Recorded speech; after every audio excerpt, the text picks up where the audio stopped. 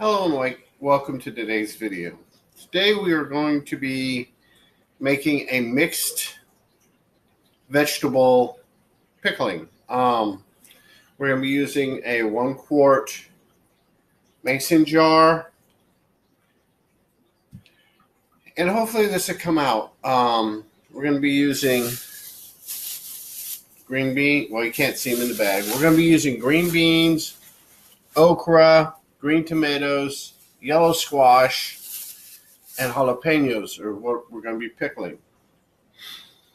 First thing we're going to do is we're going to make our brine, which is basically a salt solution in which your salt is used to kill the bacteria and things that we don't want. The enzymes and yeast and bacteria that we do want will survive through the salt and do the contribute to the pickling process. But we're going to do our brine first. We're going to set up our brine. I've got a beaker, approximately 500 milliliters of water, of hot water, so everything dissolves. I am going to be adding to that right at a half cup of kosher, just over-the-counter kosher salt. We're going to dump this into our beaker. I'm going to get it stirred. Then I'm going to put an eighth of a cup of hot sauce. This particular one is kombucha. You can use any kind of hot sauce that blows your hair back. And we're going to just put that in.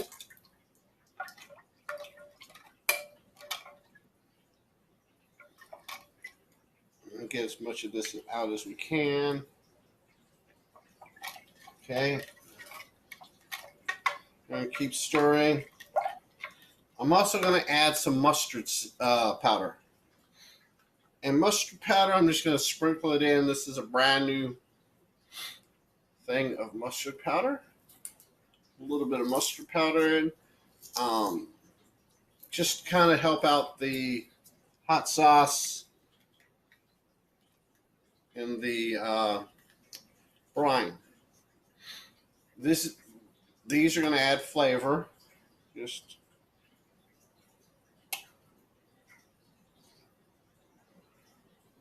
you know what? Okay, that looks like a decent amount of. Actually, we're going to do it this way. We're going to cheat. Go ahead and put that in there. And we'll stir our mustard seed in. Not our mustard seed, our mustard powder. And because this is hot water, I wanted the hot water so everything dissolves and becomes basically forms a solution. But at this temperature that it is now, it will kill off everything. Kill off all the bacteria, kill off everything. All the good and the bad, everything I need. So what I'm going to do is I'm going to add another 500 milliliters of cold water. This is going to give me 1,000 milliliters of brine. Get this all stirred good.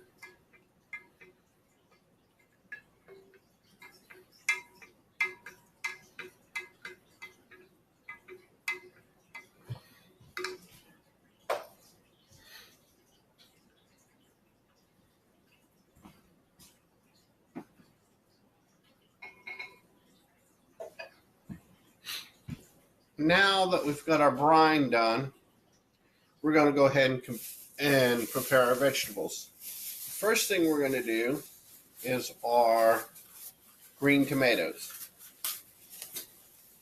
I picked these up at HEB. They're like 50 cents a piece. Picked up 4 of them. Get the leaves off them.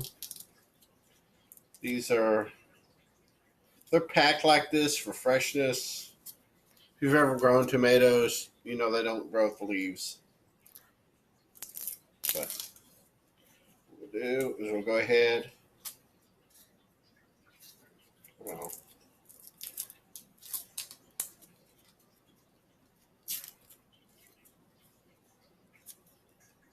a bit of trivia: the tomato plant itself. Bit trivia. Learn how to talk here. The tomato plant itself is a member of the nightshade family. So what we're going to do is we're going to cut this here and here and here. I cut these down just a little bit smaller.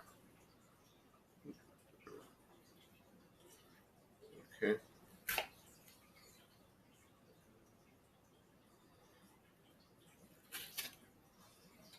I'll get these prepared. And I'll be back in a minute after I get all of my tomatoes cut up.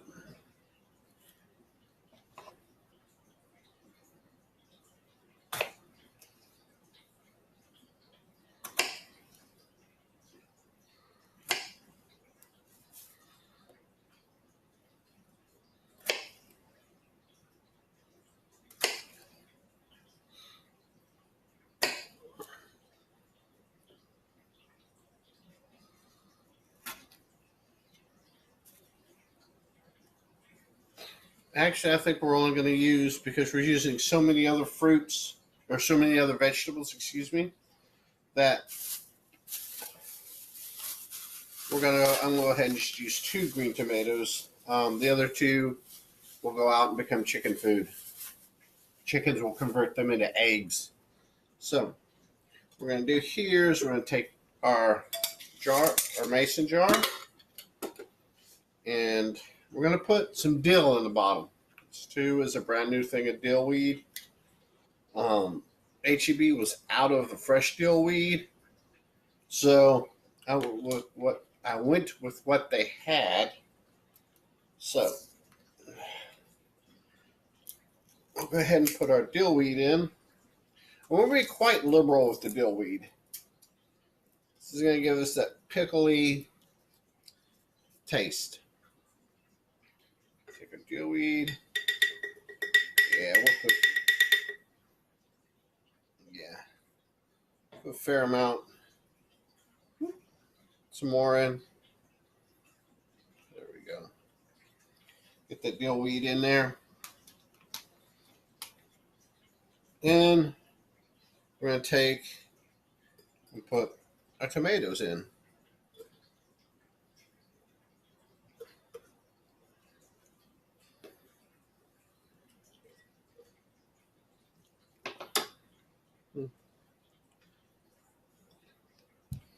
Okay. Now we're going to prepare our jalapenos. Here. Cut the tip and stuff off. We'll cut these guys into medallions.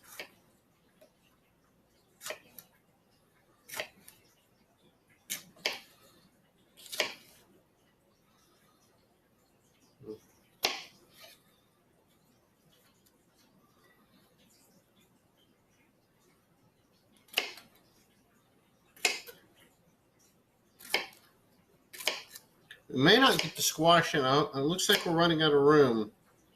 I misjudged the amount of room I have, so we may not get the squash in. Go ahead and keep it at 2 jalapenos.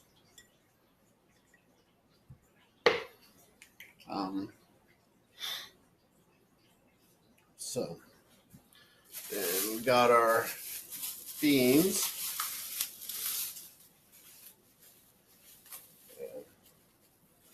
Basically, what we're going to do with our beans,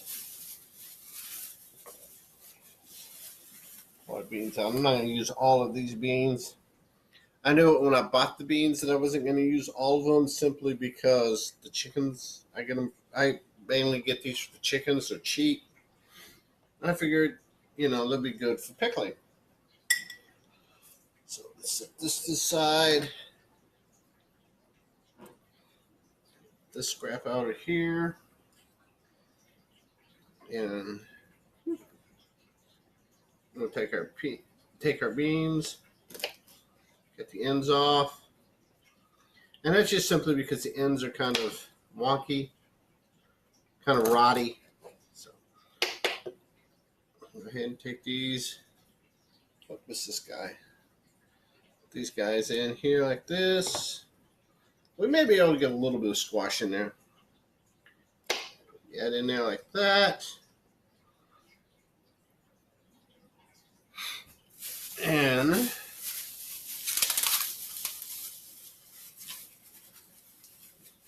we'll do 2 okras. So, yeah, it's looking more and more like I misjudged space. So,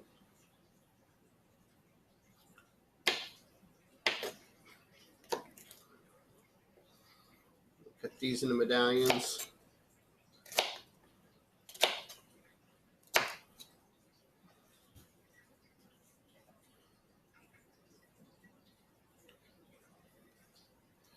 Then we'll take this here.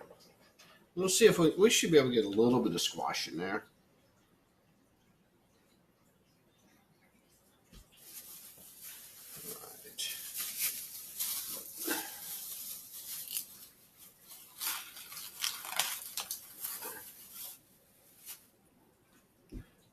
Take our squash, cut the end off, and both of the chickens.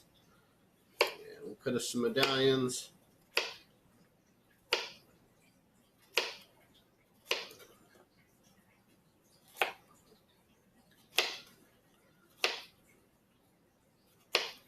All right, see what we got.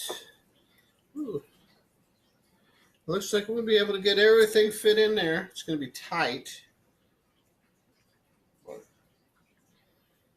There we go. Yeah. So this is what we got so far. Now we'll go back to the brine. And this is where all the magic happens. Take our brine.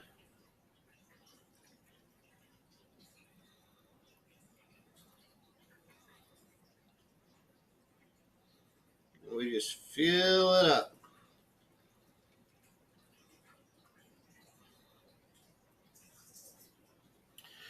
And because we don't want any air, air is bad at this point. So what I'm going to do is I'm going to fill my mason jar completely to the top. I'm going to leave 0 airspace.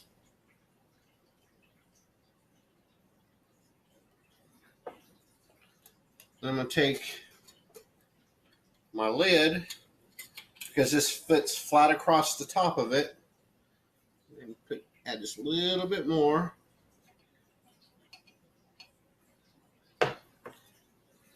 Take back my knife, tap it a little bit.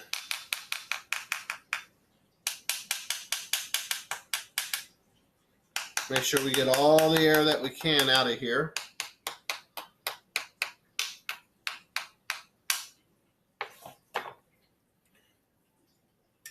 Then this here part of the lid is going to press those down in there under the brine. And we're going to tighten this down, and we're going to back it up so it breathes. We want it to vent out the carbon dioxide. It's going to produce carbon dioxide, and we want the carbon dioxide to vent out. We don't want to have this explode. So this is what we're looking at right now. Oop. Habit. So in about a week and a half, we'll pull out, look at it, see how it's coming.